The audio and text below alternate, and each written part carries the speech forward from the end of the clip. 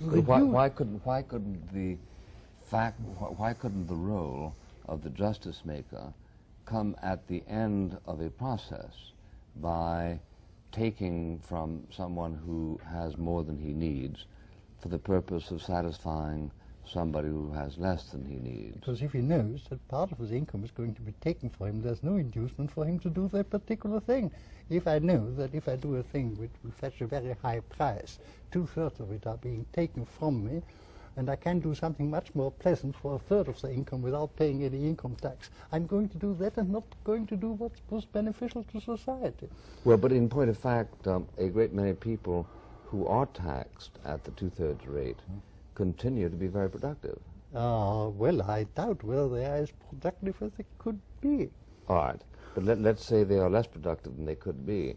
But how do you answer the question that the demands of justice are perhaps approached after you have permitted a natural distribution of the proceeds through the market mechanism? There are no possible rules of a just distribution in a system where the distribution is not deliberately the result of people bringing it about.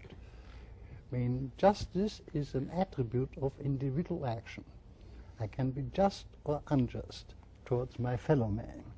But the conception of a social justice, to expect from an impersonal process which nobody can control to bring about a just result, is not only a meaningless conception, it's completely impossible.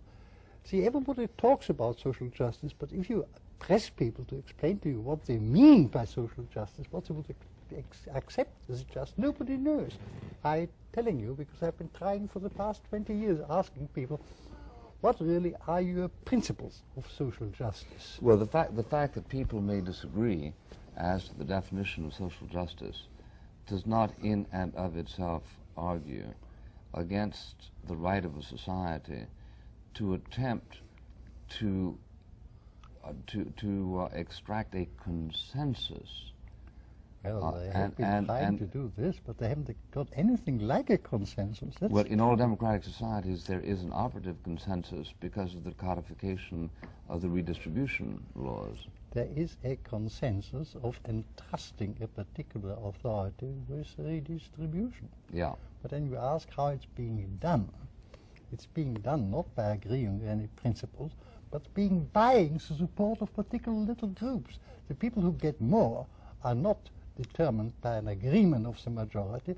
The people who, by withholding their particular vote, might endanger the governing party. There's nothing like an agreement of a just distribution. The distribution which government effects is the price it pays, or rather the concessions it makes to the extortions of particular little group who say we will not support you if you don't give us an extra benefit. Well, what if you were to remark a correspondence between the flow of philanthropy and the flow of redistributionist money? Would that just be a coincidence? It would be a coincidence. There's nothing like it. Suppose 50% of Mr. Roach's college fund were supplied by individuals and 50% of it were supplied by government. Would you say that there was a natural correspondence between the ideas of justice as screened through the distillery of free mind and as screened through the representative government? See, our possibility of being charitable is limited by the extent of our knowledge of particular people and particular needs. The benefactors of your college will do so for an institution they know, for a group of people they know, where they have... But see, the great problem is that we have developed what's called a greater open society, which deals with an infinitely much larger number of people than anybody can know. Nobody can form an idea what a steel worker in Indiana compared with a cotton worker in South America, in the southern states, deserves in any sense. We have no instinctive feeling about this. When we believe that we have a sense of social justice, that's an inherited trait which we have developed from the life in the small group in which mankind lived for 1 million years before it developed the open society. Of course, in little hunting band of 50 people or so, it was essential that you assigned an appropriate share to each member. But this native instinct, which we had to overcome in order to form a large society, is suddenly coming up again when the great majority of people operate in large organizations, no longer understand the market, and so we are reverting to very primitive instincts, instincts which we have overcome when we emerge from the little group into the open society.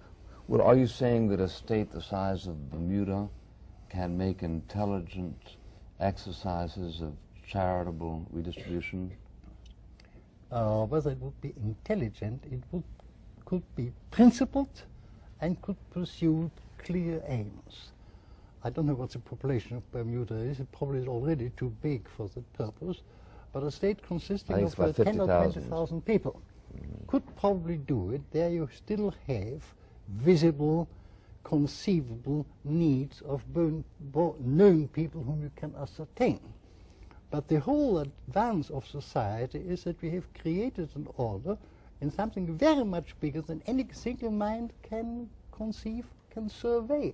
And we have created some sort of order and created conditions and productivity by applying to their individual action universal rules and then letting them play what I call this game, which is partly a game of skill and partly a game of chance, and that the outcome of this game is are the rewards, the prizes, which tell people what they ought to do, both in their own and in the general interest.